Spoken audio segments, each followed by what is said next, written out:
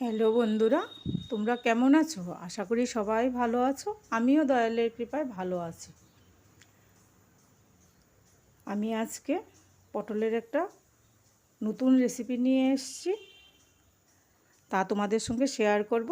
তার জন্য আমি পটলগুলি এইভাবে কেটে নিয়েছি আর টমেটো আর আদা একসঙ্গে পেস্ট করে নিয়েছি। এখন রান্না শুরু করব। আমার কাছের বন্ধু, দূরের বন্ধু সবাইকে জানাই অনেক অনেক ভালোবাসা। বড়োদেরকে প্রণাম, ছোটোদেরকে ভালোবাসা জানিয়ে ভিডিও শুরু করছি। আমি পারমিতা রায়। এখানে 1 চামচ মৌরি নিয়ে নিয়েছি। মৌরিটা ভেজে নেব।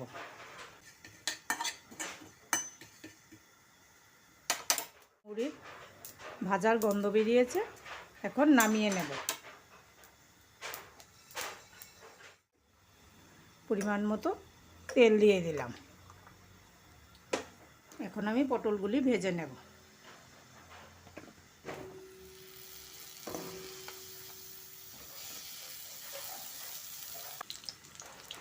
লবণ দিয়ে দিলাম। আর পটল ভাজার সময় হলুদ দেব না। হলুদ দিলে তেলটা কালো কালো হয়ে যায়, পরে রান্না করলে দেখতে ভালো লাগে না। চুলার আঁচটা কমিয়ে ঢাকনা দিয়ে পটলটা ভালোভাবে ভেজে নেব।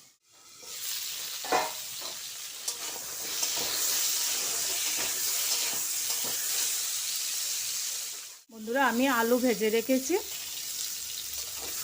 পনির রান্না করেছিলাম, তার জন্য আলুটা একসাথেই ভেজে নিয়েছিলাম।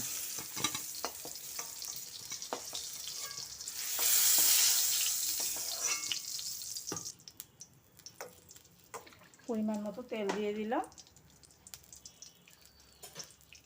এখন আমি মৌরি দিয়ে দেব। আমি গন্ধরাজ পটল বানাচ্ছি। তোমাদের পছন্দ হয় কি না দেখো। যদি পছন্দ হয় একটা লাইক দিয়ে ভিডিওটা দেখো। এখানে টমেটো আর আদা একসঙ্গে বেটে নিয়েছি।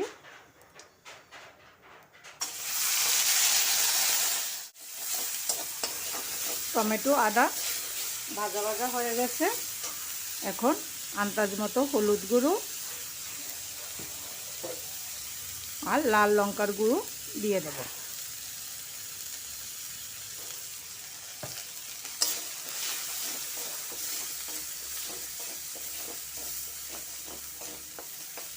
এখন আমি পটল আর আলু একসঙ্গে দিয়ে দেব।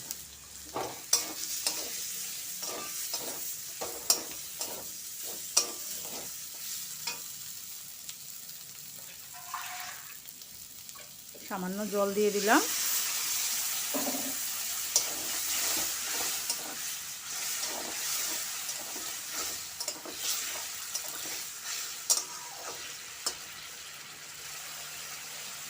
সামান্য চিনি দিয়ে দিলাম।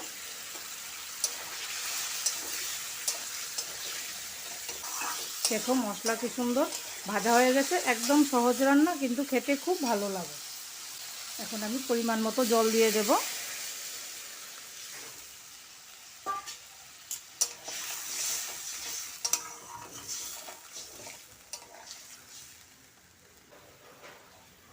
ঢাকনা দিয়ে দিলাম আলু পটল ভালোভাবে সেদ্ধ হওয়ার জন্য।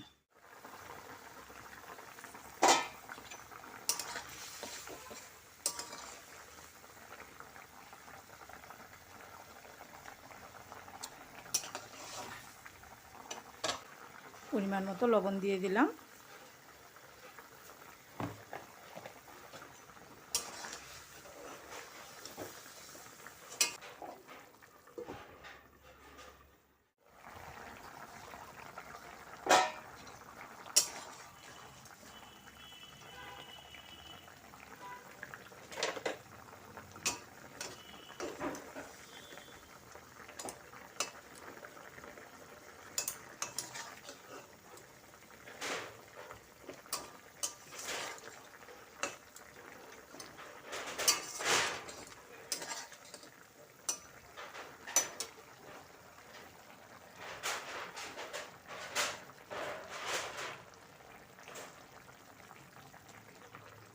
বন্ধুরা, গন্ধরাজ লেবুর এই সবুজ অংশটা আমি কুড়িয়ে রেখেছি, দিয়ে দিলাম। আর প্রথমে যে মৌরি ভেজে রেখেছিলাম, মৌরিগুলো পাউডার করে নিয়েছি, মৌরি পাউডারটা দিয়ে দিলাম।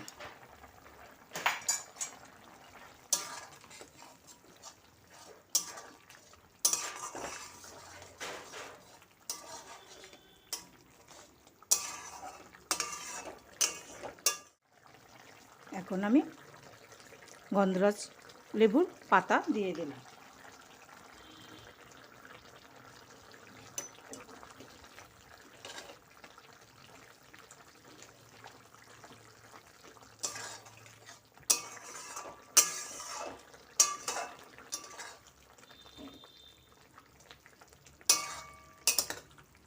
গন্ধরাজ পটল তৈরি হয়ে গেছে, তোমাদেরকে পরিবেশন করে দেখাবো।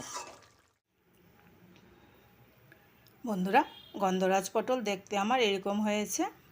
তোমাদের পছন্দ হয়েছে কিনা আমাকে কমেন্ট করে জানাবে।